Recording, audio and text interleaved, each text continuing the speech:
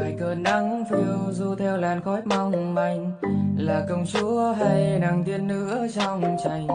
Gió cuốn mây mang theo tình ta đến mây ngàn, để anh hát cho em những giai điệu ngân vang. Nàng ơi, người mà lòng anh yêu nhất hay là người làm anh đau? Anh mãi lừa dối con tim dần lòng khó vượt qua. Có à, cô chính thấy tôi lối chia, cô chính thấy tôi lối gì, cô chọn chơi có tôi nên ở đâu cô, chỉ lòng chia, chỉ chia phê, chỉ ở đâu cô chọn chơi có tôi nên cô, ở ý chữ ở rong.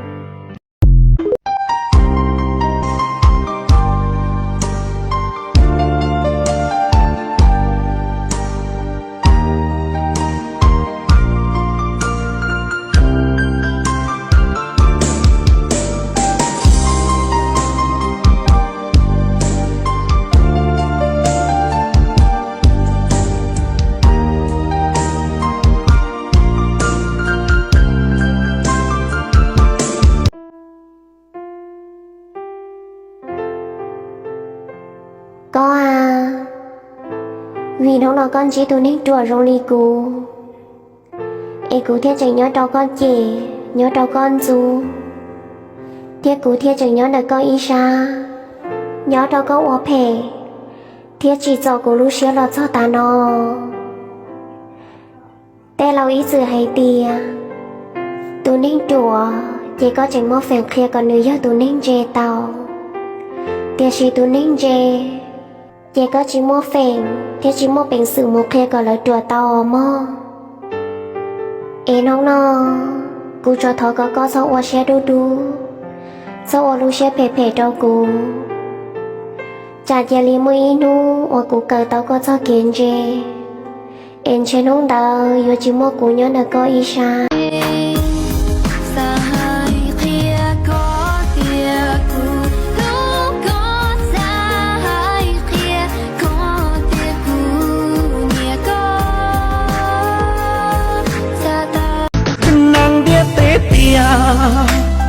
Nó giờ bỏ nia nu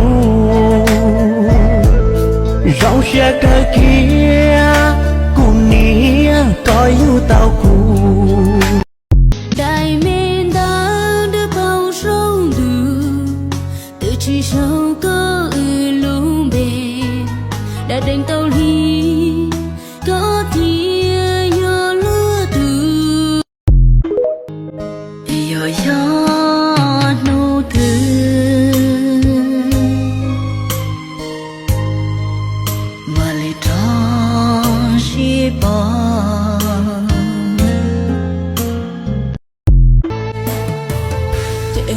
xin ru nhị lão ta lọ cụ lúc xe chân khẩu la cho dù ô cha mua có nó ca chỉ dù nhỏ chỉ thơ thà dây nhung giờ đâu là chúa chỉ thôi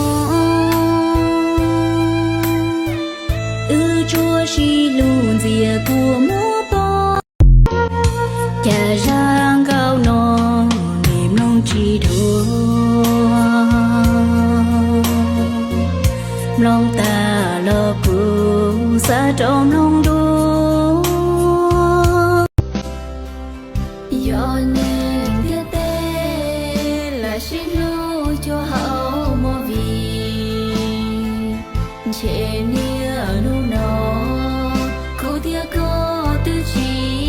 con trâu ý chí do có chắc lời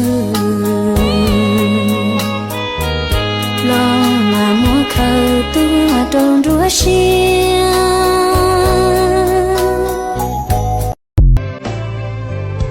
cô mẹ có gì có cho tu xia tia có bỏ nia chỉ ta chỉ chê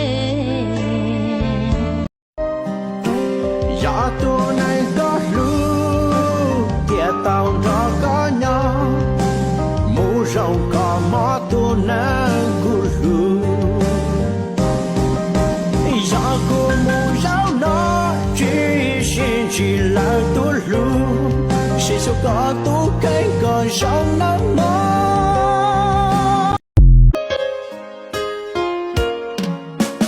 giờ cô luôn nè nhiều lo chi rong lý lúa nhỏ chơi phải xua nhỏ đó hà rong hà chua hậu bi xa tiêu trái có gió lù cụ tia